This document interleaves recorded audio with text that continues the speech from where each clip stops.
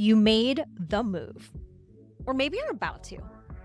Or maybe you're still in it, showing up, performing, delivering, while something quiet in the background keeps saying, this is not it.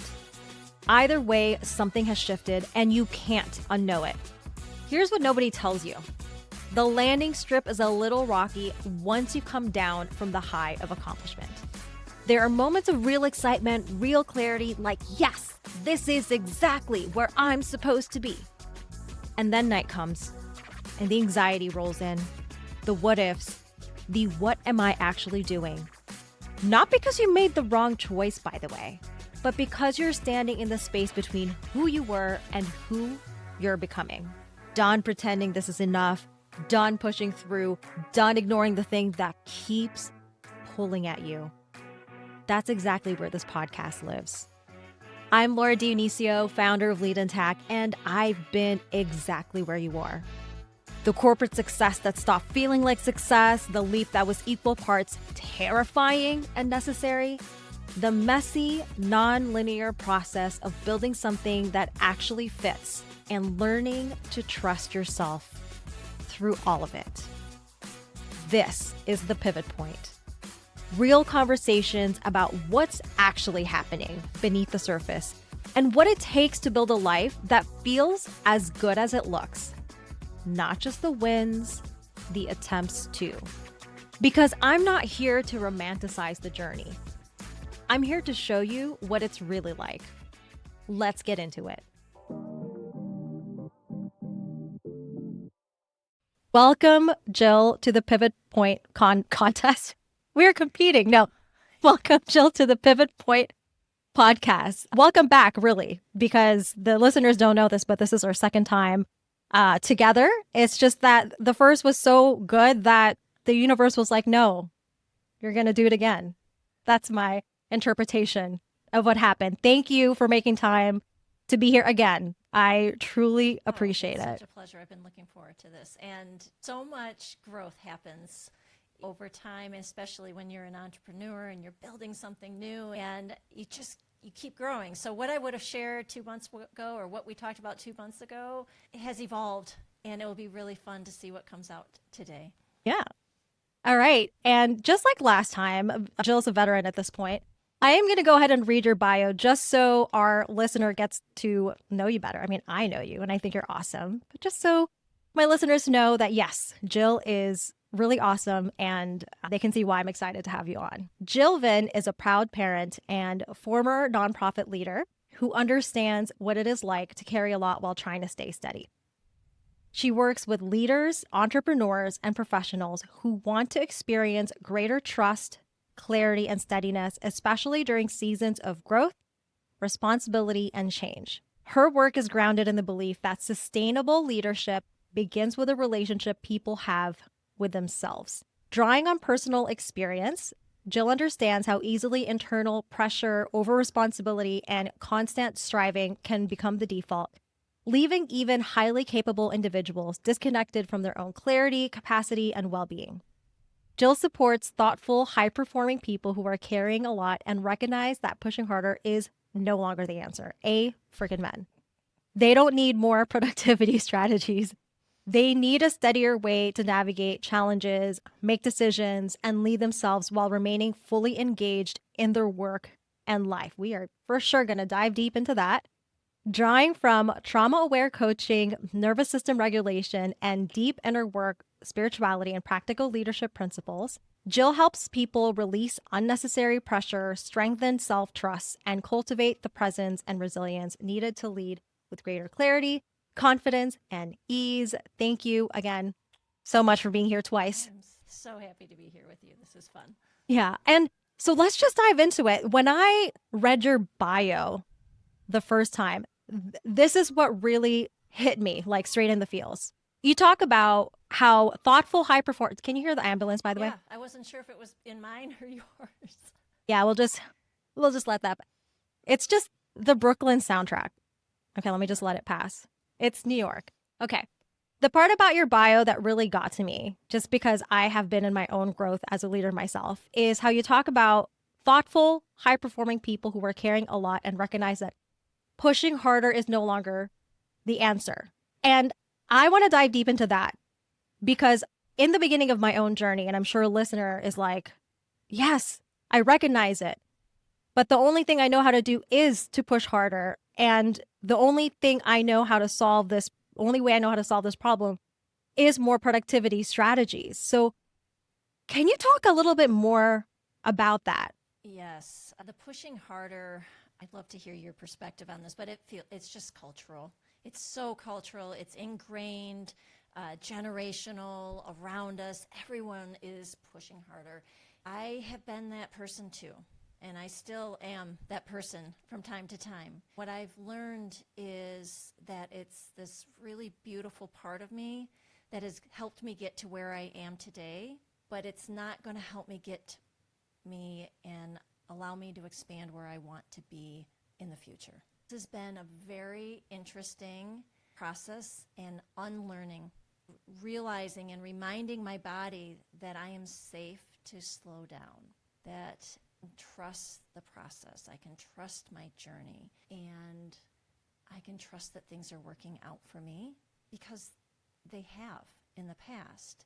And when I think back to experiences, now that I'm shifting these patterns and becoming more aware of these patterns, I realize one of the most beautiful things in my life happened when I wasn't trying, when I was just being me, or I was listening to some voice or some intuition that said, go this way and not that way. You follow it and you listen. And so it's been a lot of unlearning.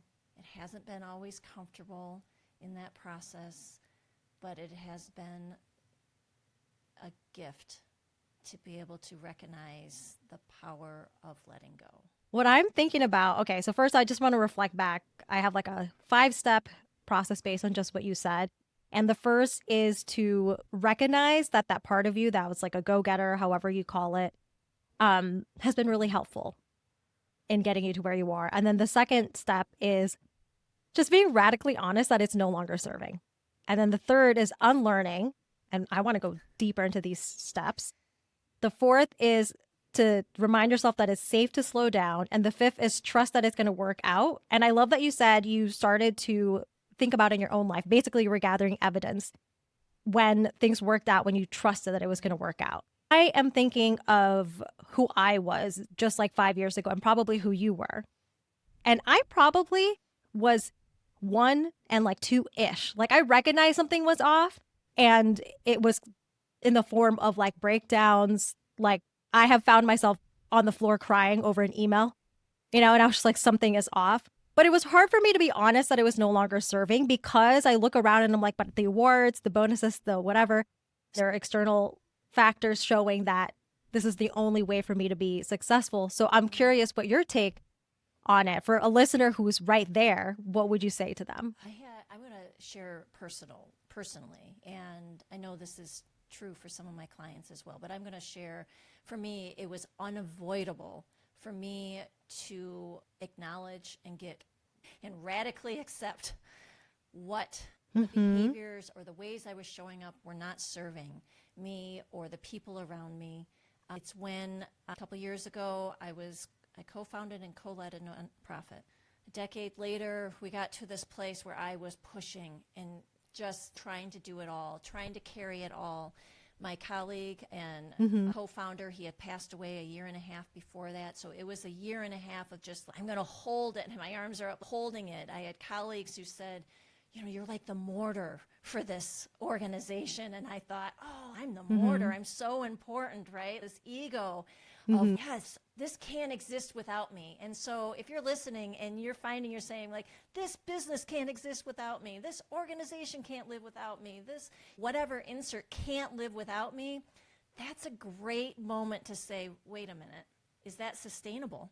Is that sustainable for you? Is that sustainable for the organization or the business or whatever you were supporting? Is that sustainable for anybody? And is that a model that you can maintain going forward? I didn't realize this. I just knew I was worn out, was burned out, trying to do everything, figure everything out. And I was in positions where I was taking on roles and skills that I didn't have. like I could do them, I could get by, but they weren't my zone of genius, right? So when you're carrying everything, there's a zone of genius is like that thing or two things that only you can do. Well, maybe others can relate to that. Like you're just doing everything. And what ended up happening is that the organization has since closed. And when that realization came that we weren't going to make it, was like a ton of bricks just fell on me. And everything that I was trying to hold up fell. And I felt all this responsibility and all of this shame and all of this guilt and all of these feelings. And it's like an ego gut punch, right? And at the same time, it was like I had this moment of awareness that, wait, Jill, the ways that you're showing up in your personal life and the ways you're showing up in your professional life, they're oddly and distinctly similar.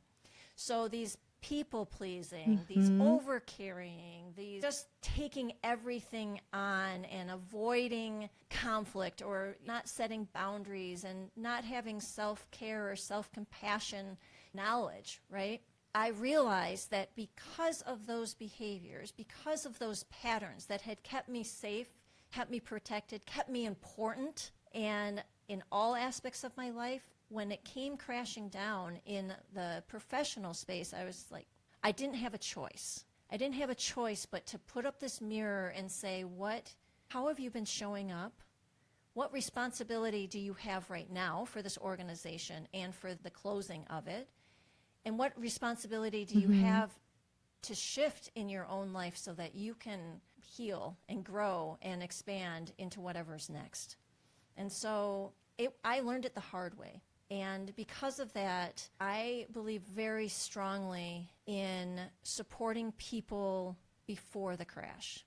And also, I have talked to clients and who have been in burnout, who have experienced burnout, just because my time with the organization was done, didn't mean I all of a sudden felt better. Just because the stress or everything that I was carrying was no longer part of my life, didn't mean that I could feel good and happy. And what I'm finding when I work with people is that there's a recovery period from that break, from that moment, anxiety attack, or from the moment where you're like, I can't continue, whether you choose it or not. It has taken, I would say, a good year and a half to come back to being energized and hopeful and more consistent joy in my life. And that's both through my own personal work and journey, but also with the support of coaches. So I really don't want people to get to that place.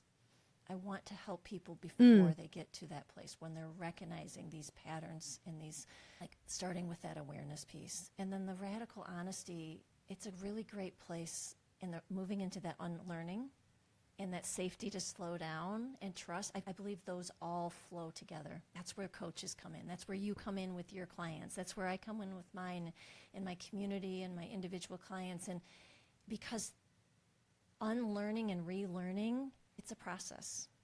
And having support is just makes it so much more manageable and easier. Can attest to that. Now, I'm curious to talk about, you mentioned you want to help your clients or those who are experiencing this before the crash, and you specifically called it the crash. Can you describe to us, like, what is the crash and what might someone be feeling or experiencing before the crash? In other words, like how would someone recognize that they're on this path? I will call the crash, for me, it was something outside of me where I didn't have an opportunity or an option to continue or not. We talk with people, or we know people who have had to quit their jobs, who have had to pivot roles, right, or have had to retire. People who, because of mental health, because of physical health, and to me, that's a crash. When our body is saying, no more, I can't take this anymore. And again, if I could share something, my own personal, I really draw a lot from my personal experience. And it was just, we had recorded, when we recorded and then we tried to reschedule, and there was a time where I canceled because I needed to pull back and take a break. I was starting to feel physical symptoms, which I've never felt before with stress. And it was this point where emotionally and physically, my body was resisting me, and I had to listen because if I, Can you explain what that means? Like your emotionally and physically, your body yeah, was so resisting? emotionally, and I'm going to share this not because I believe we have to have a why. It's not really always helpful to understand why we're feeling, to intellectualize why things are happening. But for the first few months of this year, I was starting to feel first down. Then I got to a place where I felt depressed. And it was difficult for me I got out of bed every day, but it was like, Jill, just, you've got to get up and get out of bed. And I have experienced depression a couple decades ago. And so I was feeling these feelings of just complete being drained. I also was feeling anxiety, like this hum or this discomfort in my chest. And then the thoughts of I'm not worthy, what am I doing, why am I, like verging on suicidal thoughts, and recognize what's going on. My brain is taking over in some way. So that was happening. At the same time, was starting to, and I'm not sure exactly what reflux feels like because I haven't had that, but I believe I was having this feeling of reflux, like just this pain going up the center of my body. And I knew that I was putting like pressure on myself, but I felt this pain, this physical sensation that I've never felt before. So both things were happening. And all of a sudden I realized, hey, Jill, you've had a very kind of an interesting few months. One, I'm in Michigan, and it's really cloudy in the winter. And I've experienced seasonal affective disorder. And I'm like, okay, that's one thing. That can be happening. Just getting to a place of being more compassionate to myself, of things will pass, you know this, right? Life goes up and down, and that's part of it. And then I realized, Jill, you also reached menopause. Oh, that's interesting. Who knows what my hormones are doing? And Jill, you are relatively a new empty nester, and your kids were just home for 2 weeks, and it was the most beautiful, connected time that you've had as a full family in a while. And Jill, you're also expanding and growing in your business, and you're taking more like action, and you're doing things that are like pushing you out of your comfort zone. And so I started to just pause and say, wait a minute, this is a lot. What if it's okay for me to start asking for a different level of support? And so the ways that I supported myself, I was already working with my coaches, but I went to my doctor, right? And thankfully, and this doesn't always happen, my doctor was understanding and said, let's help you here. Let's help you navigate this. Started on hormones. I started on other medication, which I sometimes resist. That's part of that, like that you've got to push through, be strong, allow for support from medicines as well, right? There's that mind thing that can happen for some people. But I got to this place of I didn't have another choice. I just didn't. And my doctor, she says, life's too short to not feel good. And I thought, you know what, you're right. Life's too short to not feel good. And so I wish that I had sought help sooner for all these different things, like I call it the perfect storm of things, but I didn't fully realize it. And I'm a coach, right? I didn't fully realize, but that's why we're in community. That's why we listen to ourselves. That's why we say we're worthy of not feeling like shit, excuse my language. This isn't how we have to live our lives. And so what happened around that same time is I said, I'm going to pause. I'm going to pause. And I'm going to only do the things in my life that I believe are going to really move the needle, whether it's in my business or whether it's in my relationships. And I did that. And this is where I say then we start to see evidence of the pause working, is that when I paused, I kept specific meetings. I'm talking just about business. I kept specific meetings, and I went to them, and opportunities opened up. And I went to one, and an opportunity opened up. And I'm not saying that these opportunities wouldn't have happened otherwise, but I was in a state of mind and presence to really prioritize me as a human, as a woman, as a business owner, and to prioritize the relationships within my business that I wanted to give the most attention to. So I wasn't, because I was already feeling distracted.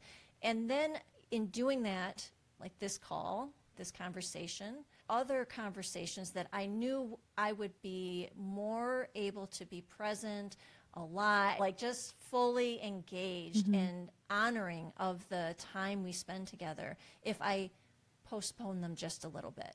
Not one person cared. Not one person questioned. True. Right? And then I was able to be present with my family and my daughter and my son-in-law as we helped them move cross country. It was this lifting from me, and things were still moving. And it felt like flow in a way that I physically I feel better. I don't feel this anymore. It took a little bit, but I think I paused soon enough, right when I was feeling these, and listened to what my body was telling me, that I just feel like I reassured it. I've got you. I'm listening.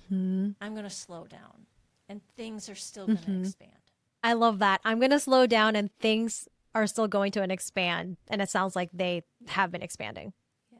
Yeah. And also what I love is thank you for, first of all, just being candid and sharing your personal experience. I think it's important for the listener to understand that there's the external crash that could happen, losing your job, retirement, mental, physical health, like it's just forcing you. And then there's the internal crash. I guess mental and physical is more the internal crash. But I think it's important that you mention to the listener what your experience is. Because I think in this day and age, it's easy to be like, well, doesn't everyone feel drained and have anxiety? And, isn't it normal to have acid reflux? Unfortunately, people believe it is. I don't believe it has to be normal. I don't believe that we have to accept that. And I also have worked with people, clients who have experienced, just like I have, burnout in more than one area of their life. Yes. Speak more about that, because that was one of the things that I remember from our past conversation, that I was just like, you were burned out in your personal life. So please share more about that. So I've Googled it since. Is this the thing, parental burnout? I was the primarily stay-at-home mom, trying to do it all, trying to build a business, trying to do this and this, and not allowing myself to be fully present and allow being a mom to be enough, right? Enough. I've got to do more. I got to be more, as if being a mom is not enough. If you're a stay-at-home mom, or if you're a working mom or parent, it is enough. And then, so this was before I started with the nonprofit, and I would remember standing in the kitchen on many occasions and just feeling like I was going to just collapse. And our kids they're beautiful kids. They didn't have their mom the way that they needed in those moments. I would hold it in, and I felt so many times that I called it like there was this, like my insides weren't matching my outsides. The way I showed up wasn't matching how I was actually feeling. And this mask I wore, it took a lot of energy. And we wear masks, and yet you can sense underneath those sometimes, and you can for sure. And I would just say, I feel like there was this, I'm feeling crabby from the inside out. It was just like, and I wasn't able to fully be fully present. And yet I'm high functioning, high capacity, and we made it through.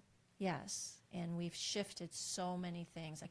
That's a whole nother story, but as a family, we shifted patterns that as kids, my husband and I, patterns of, you've got to push, you've got to do all these things, or parents have the authority. Through this journey, our kids have voice.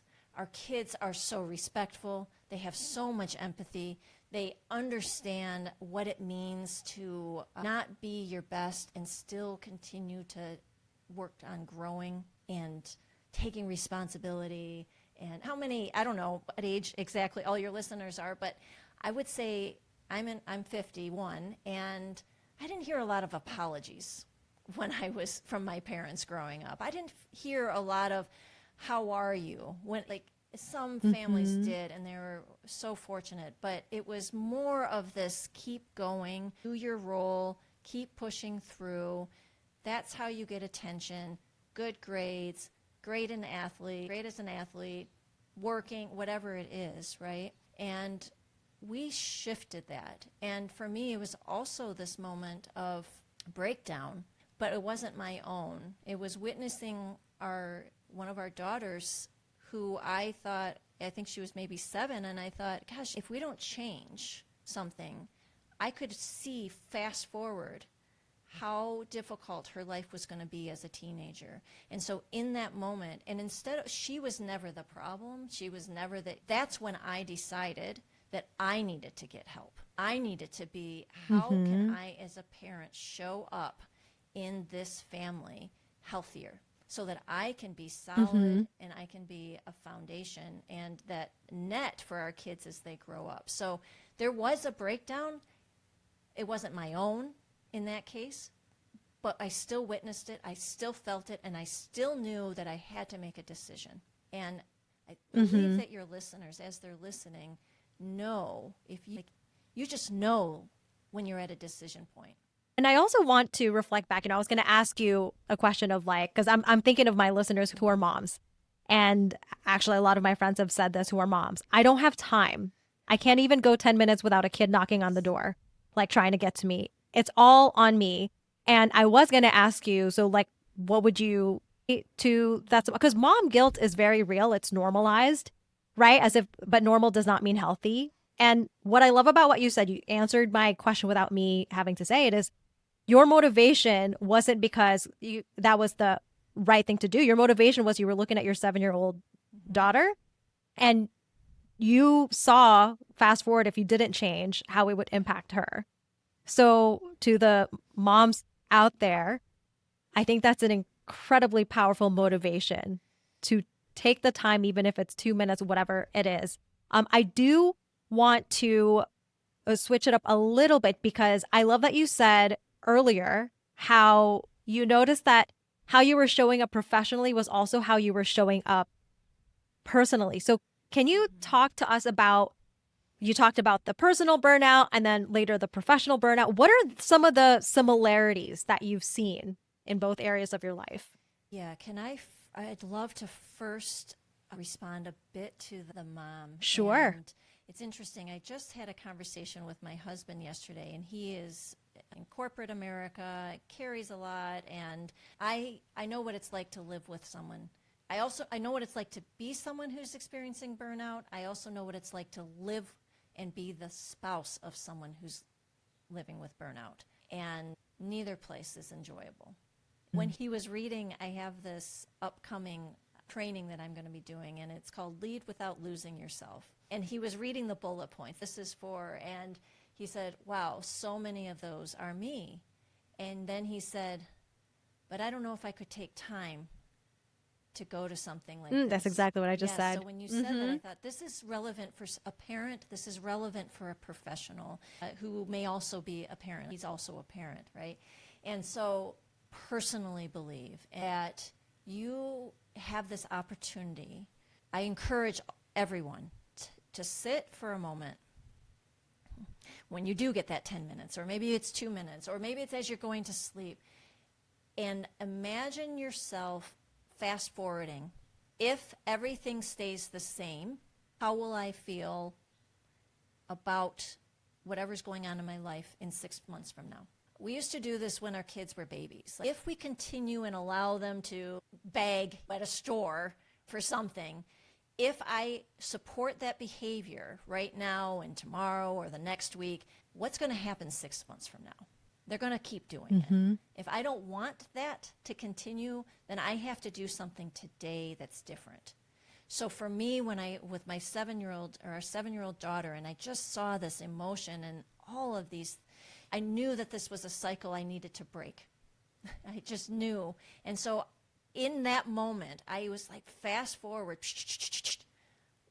Whoa, I do not like where that's going. And in this case, it was years, but I am not okay with that outcome. I am not okay. I'm going to do whatever I can to prioritize emotional mental health. and it starts with me. And so we make time for the things that are most important to us. If you are sitting here and you're listening, or whatever you're doing and you're listening, and you fast forward, you get to now make a choice. And it's not always an easy choice, but you'll know what the choice is. Because doing nothing is also a choice. Very true.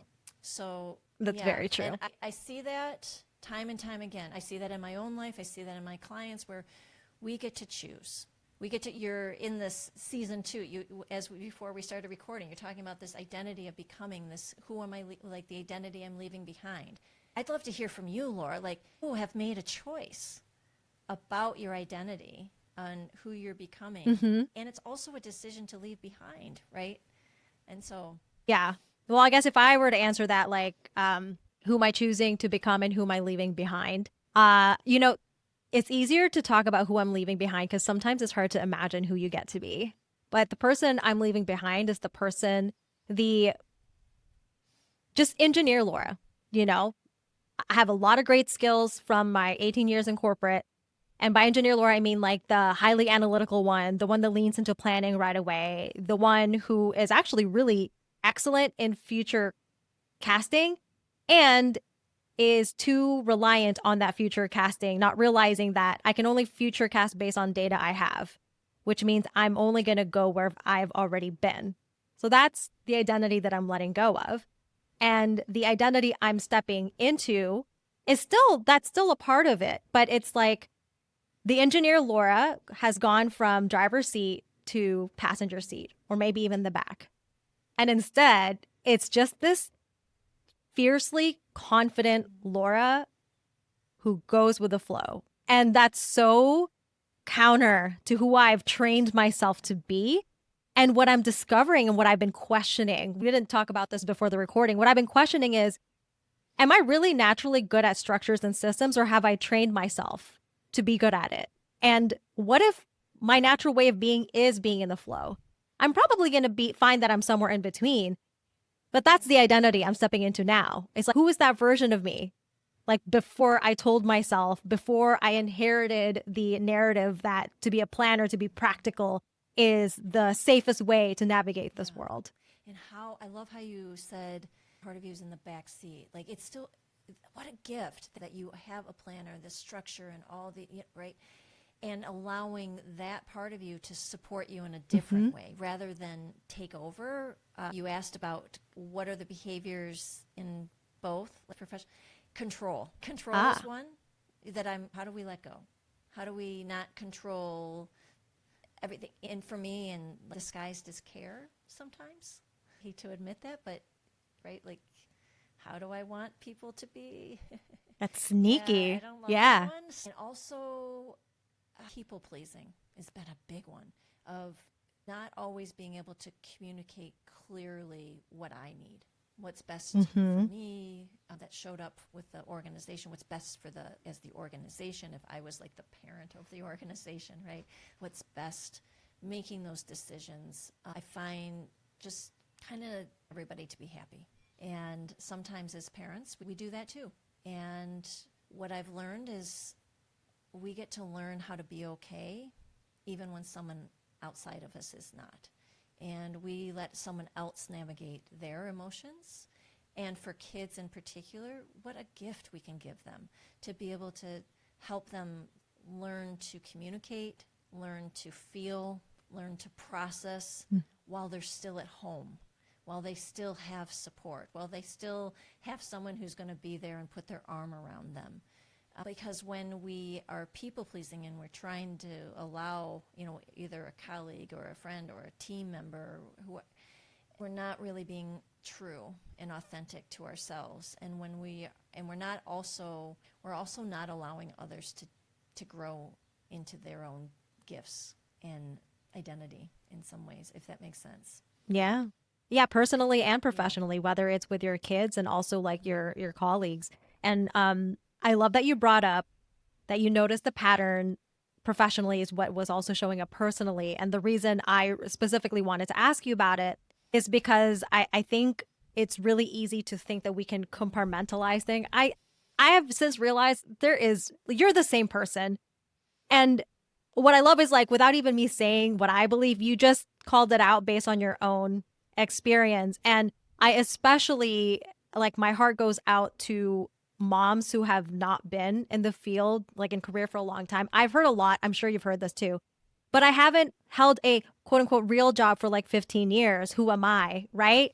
And the reason I think it's important to realize personal, professional, you're the same person is if you have been the primary caretaker, you are a leader of that household, which means you're a leader no matter what position you find yourself in. So that's why. So thank you for modeling that without even me having to say like why I thought it was Yeah, important. I love what you just shared because it gets to the core of my work is believe in yourself.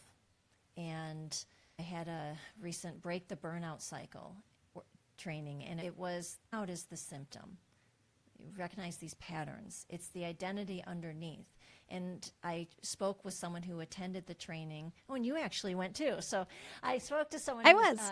another person, a gentleman who had been at the training, and he said, I was able to shift my framework for myself and how much my worth is tied to how I'm showing up in work, how much I believe my worth, and how Mm-hmm. that is in influencing how much I'm Yeah. caring. Wait, hold on. What was the question? What was the question you asked, just so the listener can ponder that? How did there was something you it got triggered my memory when you said about what that Oh, gentleman really? shared with you. Who am I if what was it? You had such a beautiful question. I wonder if I I wrote could it probably down. pull it up if it's that, if you think it's important.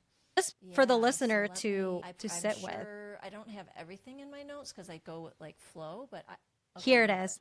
No, I took notes at your thing. This is Okay. okay. For the listener, this is from Jill's amazing workshop, recent workshop.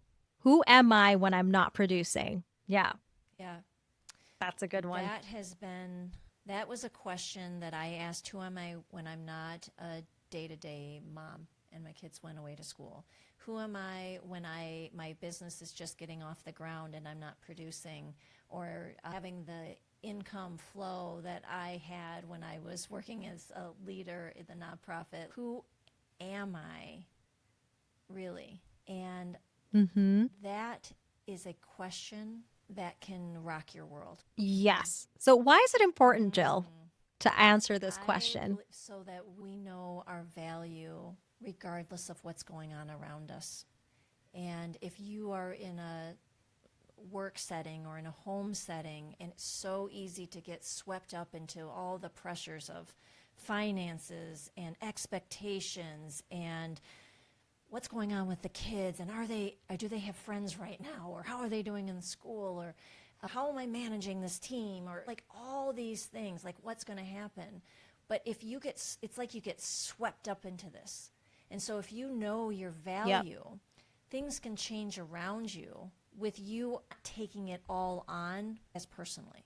And when we don't Mm. take it on so personally, we know our value, we get to show up so much more steady. And when we show up so much more steady, actually people around us start to, they don't maybe know that that's happening, but they begin to feel it and sometimes shift. Have you ever noticed when you're around someone who's calm and you're like, oh, I feel so much more at ease right now? Or if you're around someone who's anxious and they're not even saying anything, but you just feel that and you start to feel. Imagine if you are so sure of yourself and it's like, I was leading I have a group I was leading, and there was one of the participants who shared, and there's a quote, and I don't know the quote offhand, but basically, you're like the sky that's consistent, and these clouds and the storm or even the rainbows, they come and go. But the sky is steady. And so if you're steady in your life, because I was more steady in my life, I could be available in a different way for my kids and for their development and their growth. I can be available in a different way for my colleagues, the team members. So you just don't get pulled with everything. I don't know, is that? I like that. What I wrote down just now is that because I can imagine a younger me thinking, but steady means you're not moving or not doing anything. And I just wrote, steady does not mean stagnant. No. Okay, when you said that, I thought, think of a boulder in a river, and like the current is so strong. Like the boulder is fierce, right? It's staying where it needs to stay. And that current can go by it and it still stays. It's doing work. I believe it's still doing work. Yeah, I love it. And just to tie it back into something that you said earlier, when the nonprofit organization you were working for ceased to be, you said external circumstances didn't actually make you feel better. And so that's why it's like really important to know what your inherent value is outside of the things you produce, whatever producing means to you. Thank you so much, Jill. I feel like this take two is even like richer and more beautiful than the previous one that will never come to be because it didn't record. Now, if the listener's just like, okay, I am all into Jill, I want to connect, I want to know about all the things she's doing, how can they find you? Yes, easiest way to connect is go to jillvyn.com. You can contact me through that way or Instagram at Jill Vyn and also on LinkedIn. Same. Okay. And listener, if you're driving, don't worry. I'll put it in the show notes. You can easily find it. And Jill, I have a new question for my guests, and you're the first person that I'm asking so I this. was so You're like, oh prepared no, for the coffee shop. I knew you were going to be. I knew you were going to be. But the whole point of the question is that it's for fun. And it's not that serious. Okay. If I were to open the Jill Vyn book, and this is your life, what chapter are you currently in terms of what would that chapter be called? And where are you in the chapter? Like beginning, middle, end? Wow, that's deep. I know. I'm changing it up for season 2. Yes. Okay. The chapter is called Opening My Heart to More. And the specific part that I'm in is I've been very intentional about opening my heart to we didn't talk about nervous system, but for me, it's at the core of everything, that I am safe to feel consistent joy. So now I got to ask, was it not safe to feel consistent joy? And what does that look like so that the listener might be like, oh shit, that's me? Yeah, I believe I have maybe always, not always, but when I have found myself racing, things are good. What's going to not be good? What's on the other side of this? And what is my capacity for joy? I am in community, like you are in community, with people who are showing us that the capacity for joy, there's no limit to it, right? So it's something I want more of. And so why not? Why not? And it comes with being more present. It comes with just saying you're completely safe in this moment. It comes with letting go of regret and letting go of fear regret for the past and fear for the future, and spending a lot more time in the present. And to me, I've also known that I've protected my heart. And so I believe that just get to say I'm safe to open my heart to more joy. And I get to look for evidence of it. And I get to be riding my bike or walking or sitting, and I just get to say, wow, how fortunate it is that I am here. And that's joy in a way that I haven't. Gratitude, right? Gratitude and joy go together for me. I love that. And because you were prepared for the coffee shop question, I'll just ask it. If you were an item in a coffee shop, what would you be and why? Would be exactly what I used to look for, what I look for when I would travel. And I would always find the handmade, clay, beautifully, imperfectly perfect mug that I can hold with both hands. So that's what I would be. That's fitting for your chapter. Yeah. I love it. Jill, thank you so much for making the time to be here again. It's been so much fun. I just love it. Yes. So anyone reach out. I love to connect and see how I can support you on your journey. Big thanks to Jill Vyn for being so open and so real in this conversation. This is exactly the kind of story I created this podcast for. Because when you hear someone else say the thing you've been feeling but couldn't quite name, something shifts. If this episode resonated, share it with someone who needs to hear it. You probably already know exactly who that is. And if you're sitting with something after this conversation, that feeling that good enough stopped being good enough a long time ago, I want to talk. Book a free 20-minute clarity call at leadintact.com/booking. That's where we figure out together what's actually going on and what your next step looks like. All of Jill's details are in the show notes. Go show them some love. And with that, I'll see you next time.